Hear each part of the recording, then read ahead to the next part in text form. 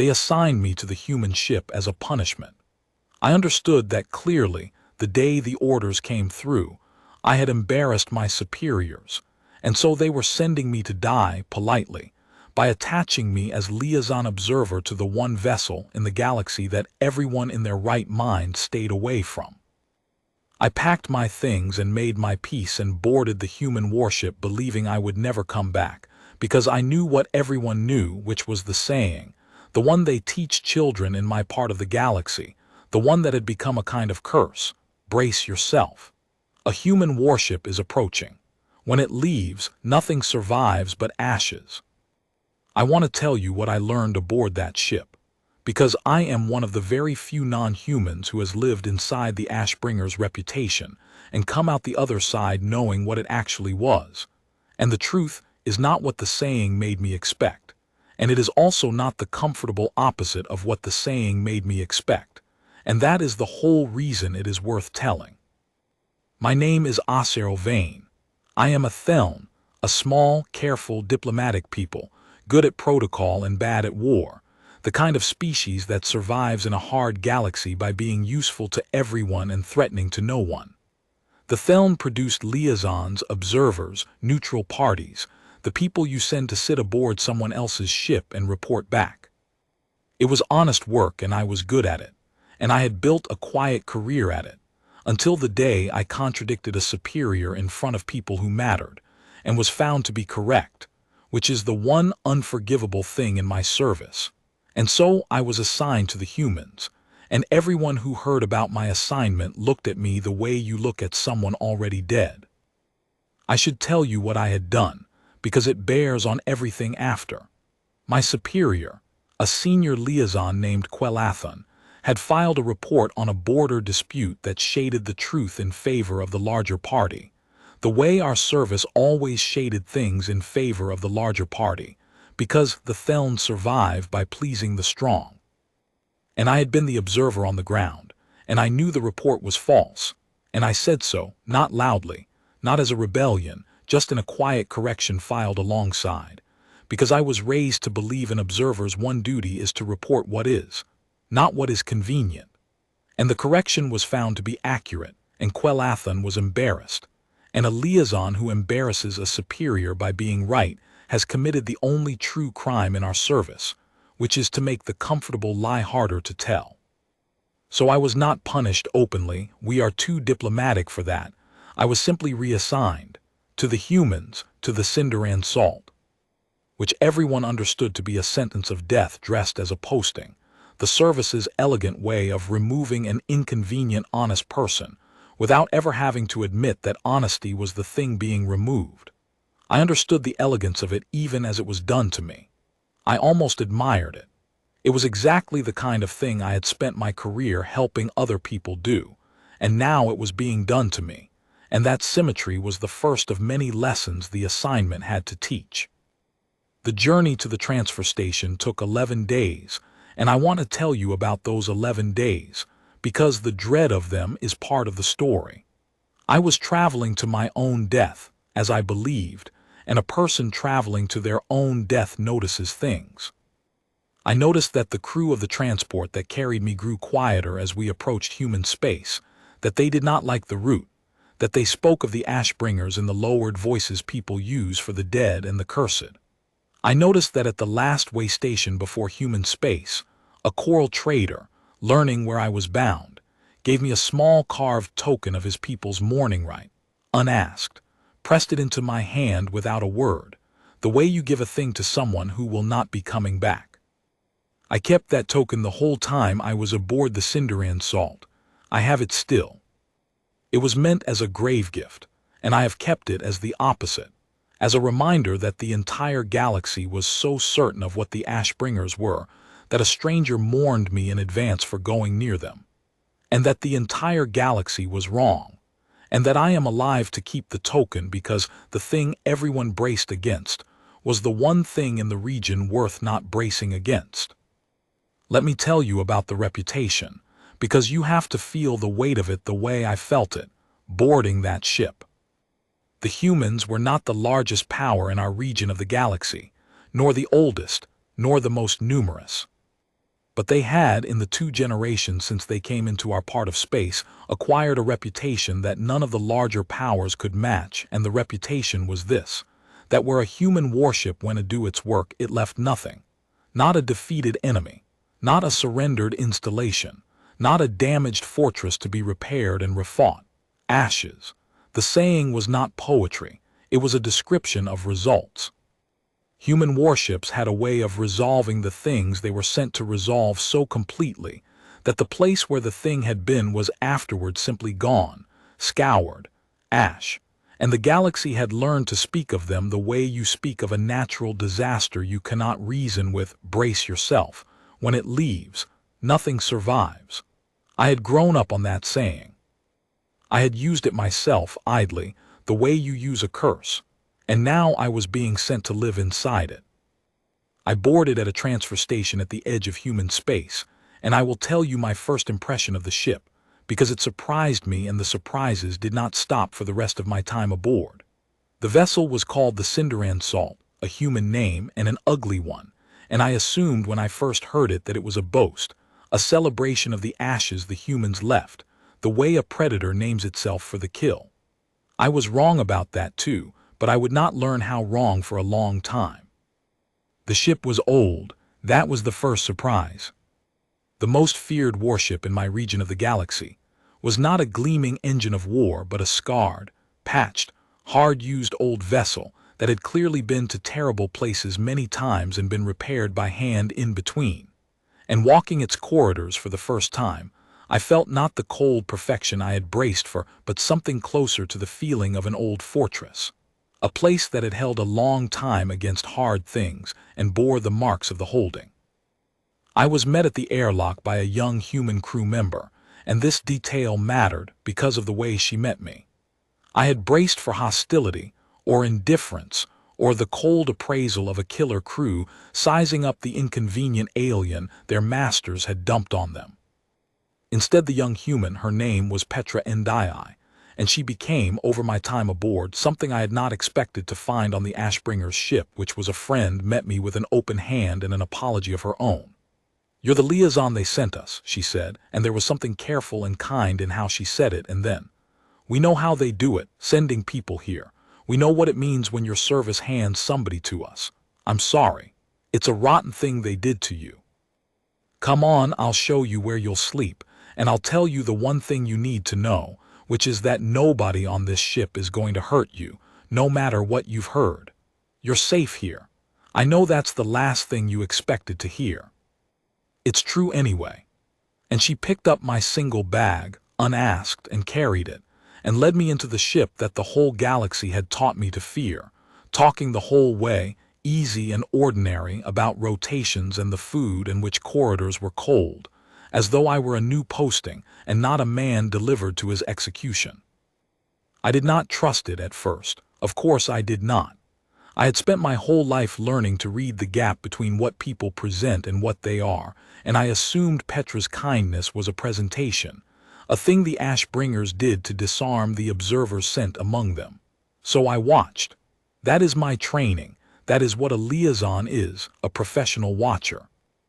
And I will tell you that I watched the crew of the Cinderan Salt for weeks with the full attention of a man trying to catch the monster behind the mask, and the longer I watched, the more I understood that there was no mask, that the kindness was not a presentation, that the thing I kept waiting to glimpse underneath, the coldness, the cruelty, the scorched soul that could leave a place in ashes, was not there to be glimpsed because it did not exist, because the saying was wrong.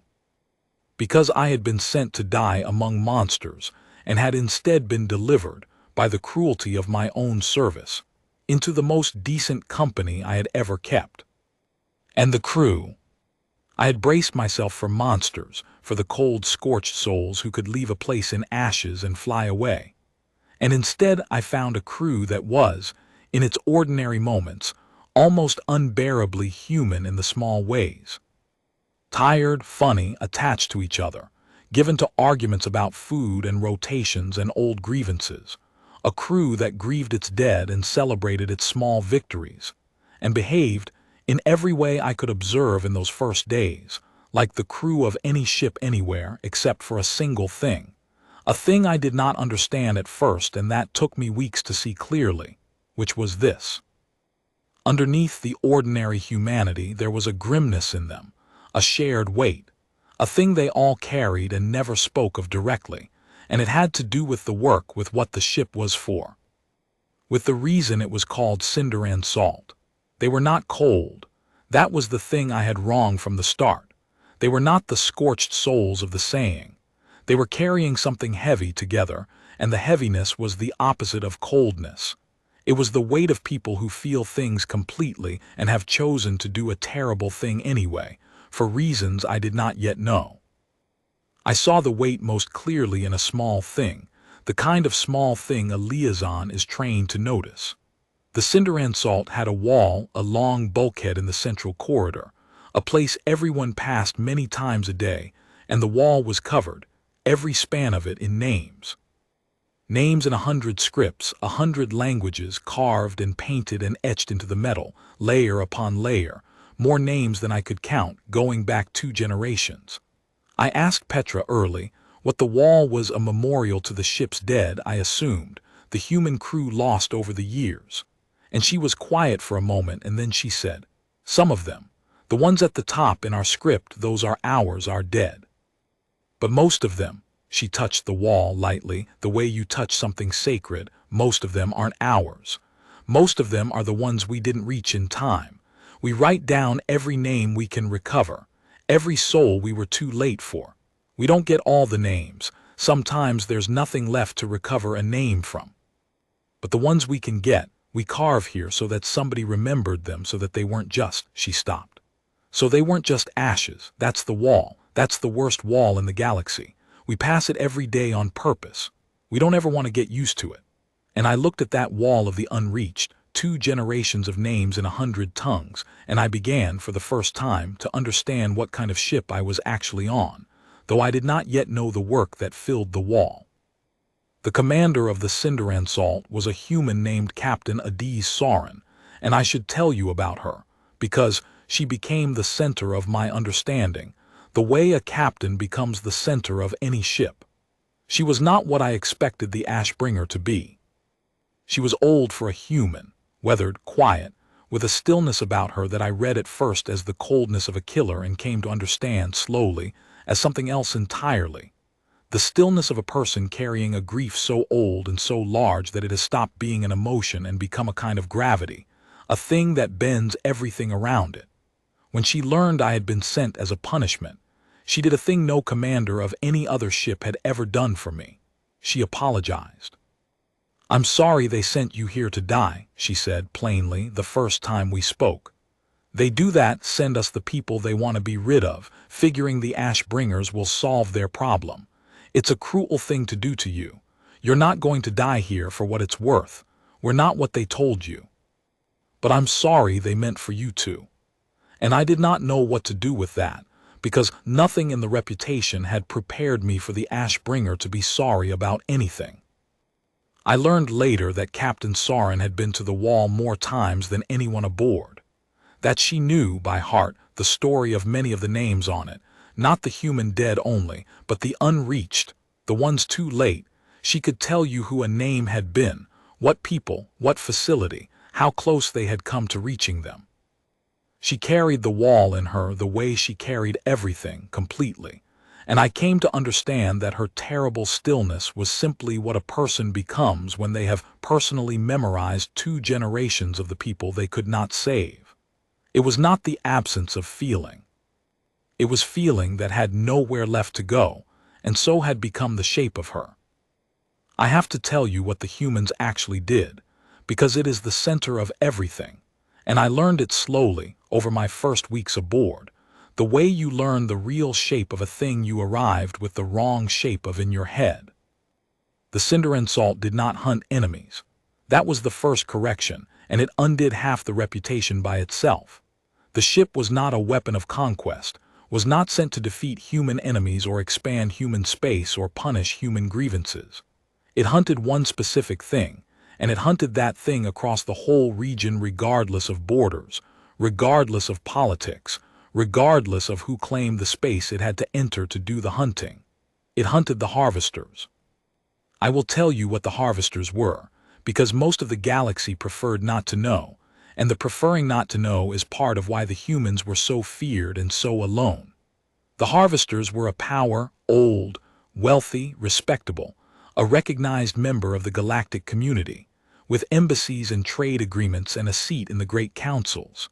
And the harvesters built their wealth quietly behind their respectability on the processing of peoples. They took conquered and purchased and kidnapped populations, the weak, the stateless, the peoples too small to defend themselves and too unimportant for anyone powerful to protect, and they fed them into a kind of industry, a vast and efficient machinery that consumed living sapients, and produced from them the resources and labor and worse that the harvesters sold, profitably, to a galaxy that had agreed, collectively, diplomatically, not to look too closely at where the harvesters' goods came from. It was the great open secret of our region. Everyone knew, no one acted. The harvesters were too respectable, too embedded, too useful, and the peoples they processed were too small to matter. And so the galaxy had reached the same comfortable arrangement it always reaches with a profitable evil, which was to know about it and call the knowing something other than complicity. I have to confess my own part in the not knowing, because it is the thing that made what I learned aboard the Cinderan Salt so unbearable. I had known about the harvesters. Of course I had. I was a liaison, an observer, a professional knower of things, and the harvesters were the great open secret, and I had known. And I had done what everyone in my position did, which was to know in the careful, sealed-off way that does not require action, to file the knowledge somewhere it could not trouble me, to think of the harvesters as a regrettable feature of a hard galaxy, a thing too large and too established to be my concern, a thing the great powers tolerated, and who was I to do otherwise? I had even once in my service helped smooth a trade arrangement that I knew, if I let myself know it, touched harvester goods. I had not let myself know it. That is the skill, the terrible diplomatic skill, the thing my whole people were good at. The ability to know a thing and not know it at the same time, to keep the knowledge in a sealed room in yourself and never open the door. I had a sealed room with the harvesters in it, like everyone did. And the Cinderan Salt was about to open the door and make me look at what was inside, and I would never be able to seal it again. I learned the truth of the work in pieces over my first weeks, and I learned it mostly from Petra, who had decided, I think deliberately, I think the captain had asked her to, that the liaison should be told everything, should be made to understand, because a liaison who understood was worth more than one who feared.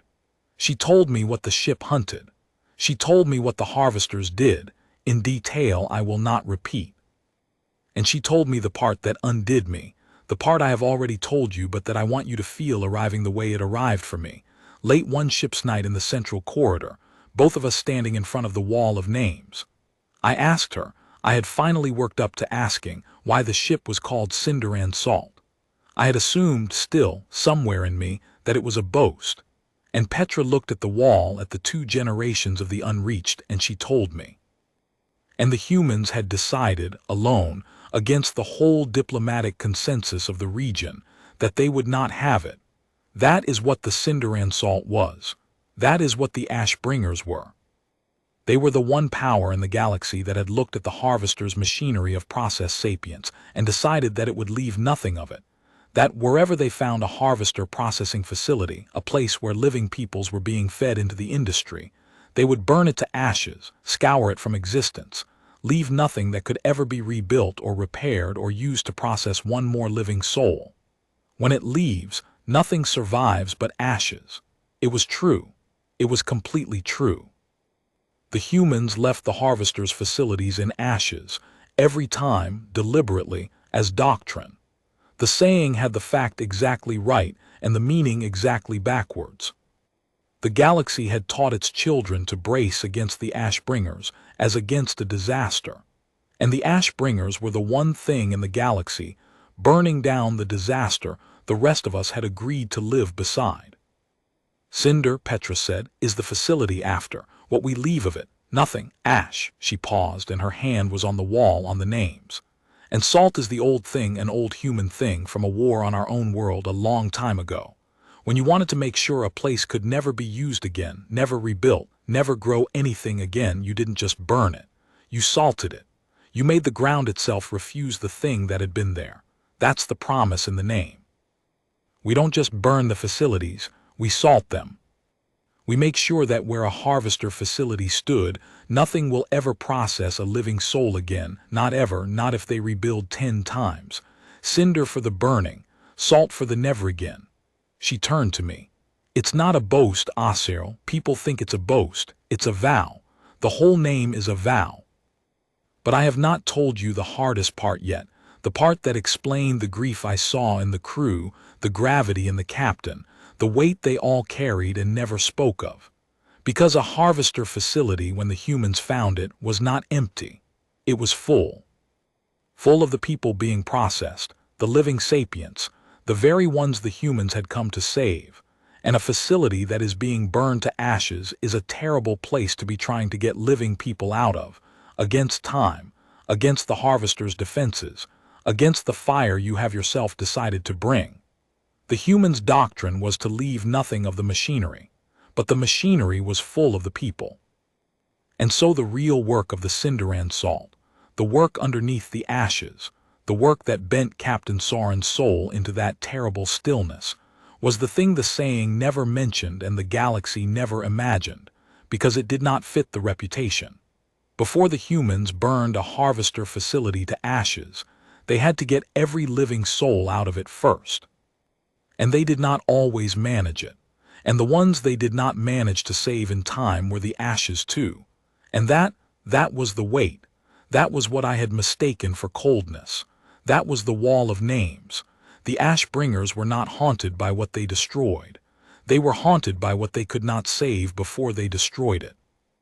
I witnessed it myself in my second month aboard, and I am going to tell you about that one operation, because one is enough, one is more than enough, and because everything I came to understand about the humans, I understood in the hours of that single terrible day. We found the facility the way the cinder and salt found all of them, slowly, patiently, by listening. The humans had built over 2 generations a network informants, escaped processed people, sympathizers among the smaller species, a whole quiet architecture of the unwilling to look away, and through it the locations of the harvester facilities came to them, one at a time, never enough, always too late for someone. The facility we found was in a system claimed by a minor power that had a trade arrangement with the harvesters and had agreed, in exchange for the wealth, to ask no questions about the large, quiet installation in their outer system. It was a processing station. I saw it on the ship's displays as we approached, and I will tell you that it looked like nothing, like an ordinary industrial installation, which is the most horrifying thing about an evil that has made itself respectable. It does not look like a horror. It looks like a business. It looked like a refinery, a clean, efficient refinery, and inside it living peoples were being consumed, and from the outside you would never have known, and the galaxy had agreed not to ask. Captain Soren gathered the crew before we went in, and I was permitted to observe, and I want to describe what she said, because it was not what a commander says before a battle. She did not speak of victory, or of the enemy, or of glory. She spoke of the people inside. She had the intelligence, how many were in the facility, roughly, what peoples they were, how they would likely be held, and she laid it out plainly, the way you brief a rescue rather than an assault.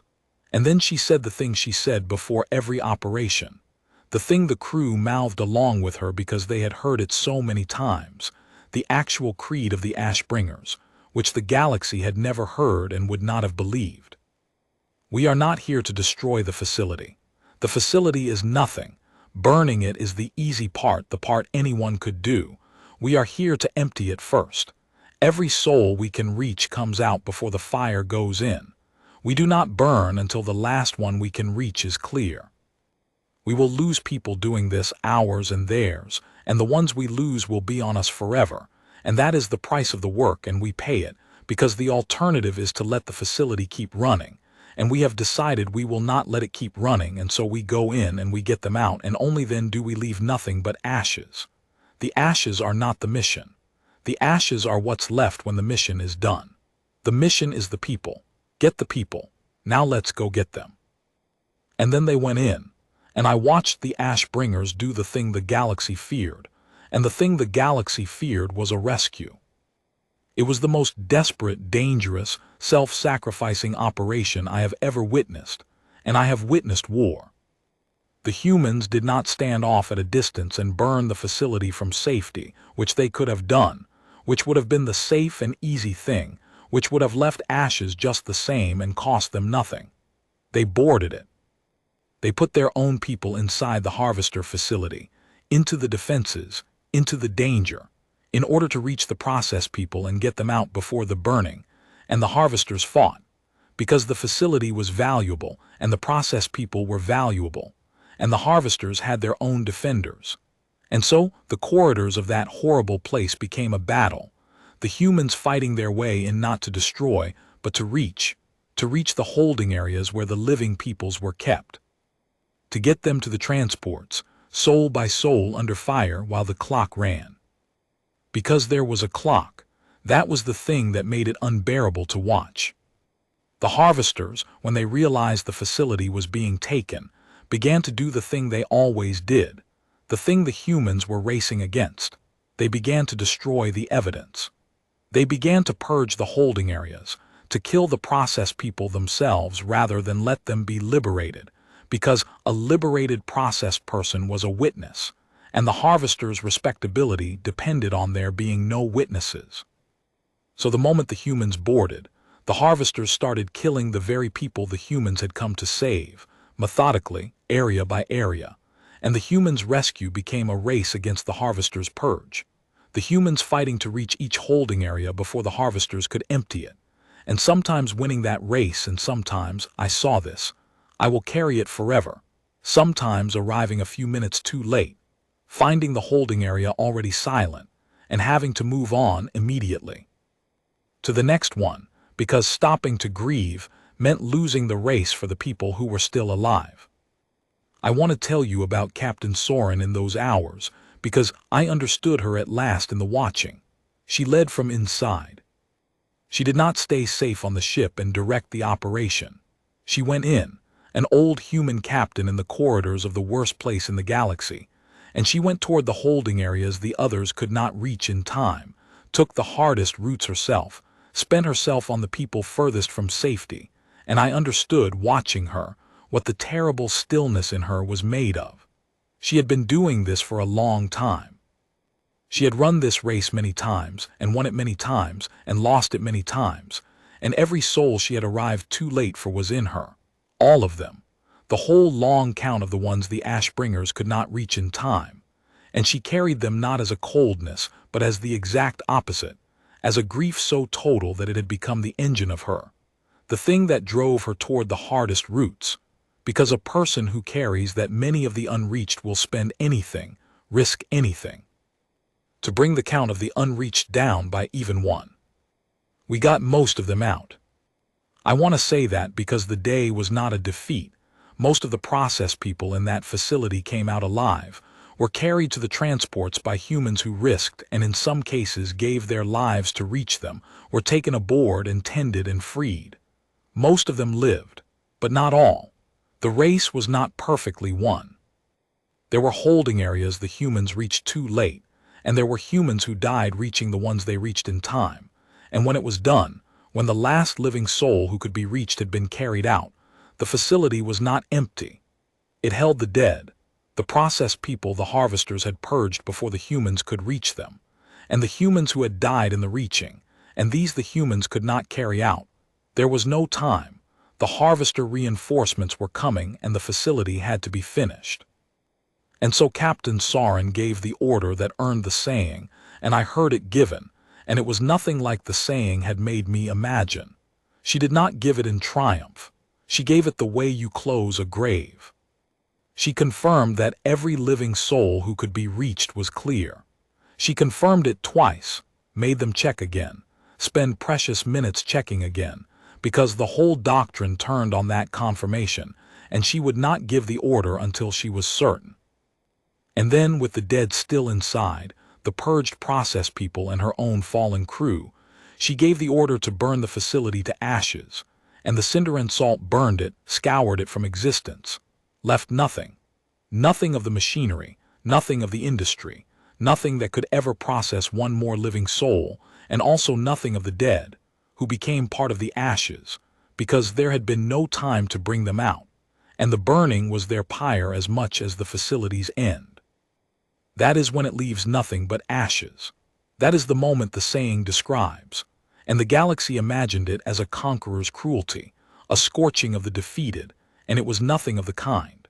It was the last act of a rescue that had run out of time, the burning down of a horror with its victims still inside it, because the victims were already dead, and the horror could not be allowed to survive them, and the only mercy left was to leave nothing of the place where they had been consumed. The ashes were not a boast, the ashes were a grief. The humans left nothing but ashes because they could not save everyone, and would not leave the machinery that had killed the ones they could not save. And so they burned it all, the evil and its victims together, and flew away carrying the count of the unreached, and let the galaxy call them monsters, because explaining would have meant explaining the harvesters, and the galaxy did not want the harvesters explained. After the burning, the cinder and salt did the thing it always did, the thing that was the other half of the work and that the saying left out entirely. It took the survivors somewhere safe. I had not thought about that part before I saw it. Saying ends with the ashes when it leaves. Nothing survives but ashes, and the galaxy imagines the ashbringers flying off to the next destruction, cold and done. But a rescue does not end when you have pulled people out of the fire.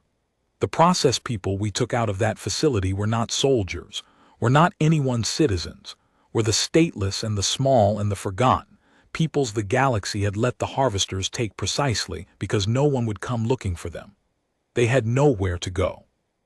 And so the humans, having burned the facility, turned the cinder and salt into something else for a while, a refugee ship, an overcrowded, overstretched, improvised ark, and carried the survivors across the region to the quiet places the humans had built over 2 generations, the resettlement worlds, the hidden harbors, the whole second architecture of the work that no one in the galaxy knew about because it did not fit the reputation. The ashbringers spent as much of their effort on the after as on the burning. More, maybe. The burning took an hour.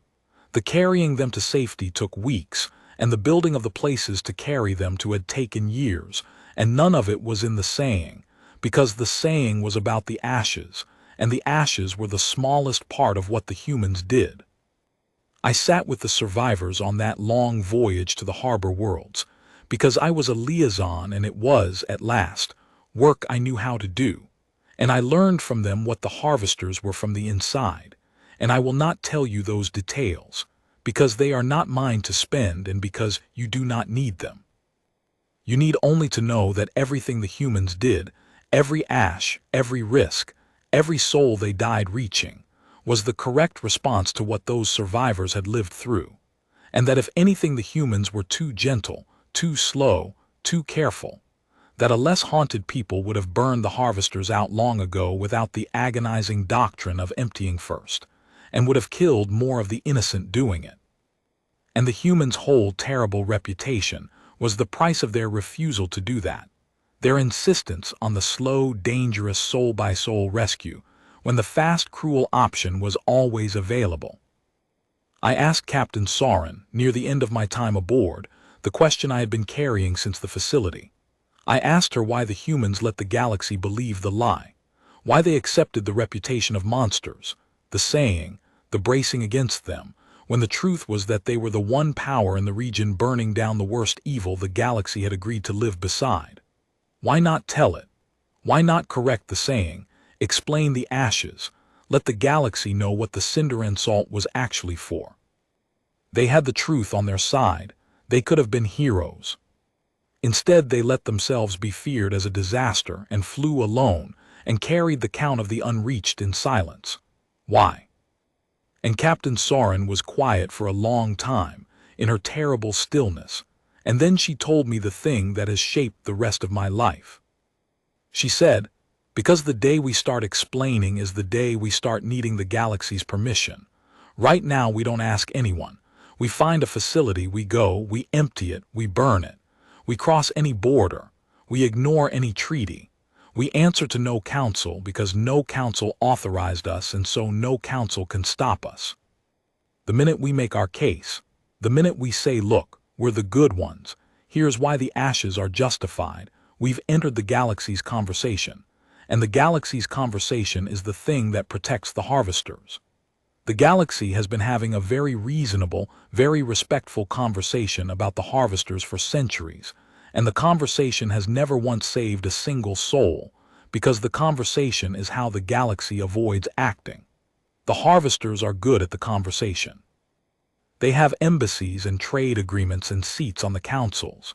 If we join the conversation, we lose because the conversation is rigged for the respectable, and the harvesters are respectable, and we are a single old warship that burns things. So we don't join it. We stay a monster. A monster doesn't need permission. A monster doesn't have to win the argument. The galaxy braces against us and stays out of our way, and we use the staying out of our way to do the work, and the work saves people the conversation would have debated until they were all consumed. The reputation is a tool. We let them think we're a disaster because a disaster is the one thing in this galaxy that doesn't need a vote. The ashes buy us the freedom to act. And the freedom to act is the only thing that has ever saved anyone from the harvesters. She looked at me then, and she said the last thing, the thing I left the ship carrying, the thing I have spent my life since trying to live up to. You can go back now, she said. Service sent you here to die and you didn't, and you can go back and report whatever you want. You can tell them the truth, that we're a rescue ship, that the ashes are a grave, that the monster is a story we wear so we can keep crossing borders to empty the facilities. They won't believe you. That's all right. Or you can tell them what they sent you to confirm, that we're exactly the disaster the saying says, that no one should go near us, that the ash bringers are not to be approached. That story protects us. That story keeps the galaxy bracing instead of interfering. I'm not going to tell you which to tell, but I'll tell you this. Every soul on this ship knows the truth and has chosen the silence, because the silence saves people, and the truth would only make us feel better. We'd rather be hated and free to act than understood and bound. That's the whole of it. That's what the ash bringers are. Now go home, Osir Vane. You're one of the few who knows. Do with it what your conscience can bear. I went home, and I have spent a long time since doing with it what my conscience can bear, and I am still not sure I have found the right thing, and this telling is part of the trying. I did not correct the saying. I want to confess that. I had the chance. I came back from the ash bringers alive, a rare thing, and people wanted to know what I had seen, and I could have told them the truth. That the Cinderan Salt was a rescue ship wearing the skin of a disaster, that the ashes were graves, that the most feared warship in the galaxy was the one power burning down the evil we had all agreed to live beside. And I did not, because Captain Soren was right. The silence saves people, and the truth would only have made me feel better and made the humans work harder. And so I kept the silence and let the saying stand, and have carried the truth privately for the rest of my life, the way the crew of the Cinderan Salt carry it, because the carrying is part of the work. But I am old now, and the work has changed. The harvesters are diminished after 2 generations of the ash bringers, their facilities fewer, their respectability finally fraying as too many survivors have surfaced for the galaxy to keep not looking, and I think at last the truth can be told without unmaking the silence that protected the work. So I am telling it. Not to correct the saying. The saying is true and should stay true when it leaves. Nothing survives but ashes. Let the children keep bracing against the ash bringers. Let the disaster keep its freedom to act. I am telling it only so that somewhere in the galaxy the other truth survives too. the one underneath the ashes, the one the humans chose to be hated rather than speak. Which is this? The Ashbringers were never a disaster. They were a grief that had decided to be useful. They looked at a horror the whole galaxy had agreed to live beside, and they did the one thing none of the rest of us, in all our respectability, would do.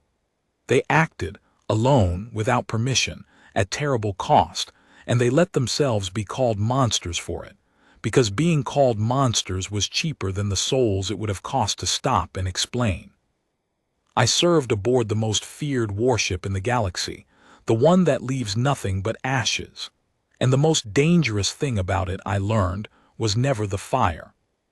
It was the people aboard it who would rather be feared forever than leave one more facility running, who carried the unreached in their bones, and burned the graves of the ones they could not save, and flew on into the dark to empty the next one, asking nothing, explaining nothing, saving everyone they could reach and grieving everyone they could not, under a name they wore like a wound, so that the galaxy would stay afraid enough to let them keep doing the only work that ever mattered.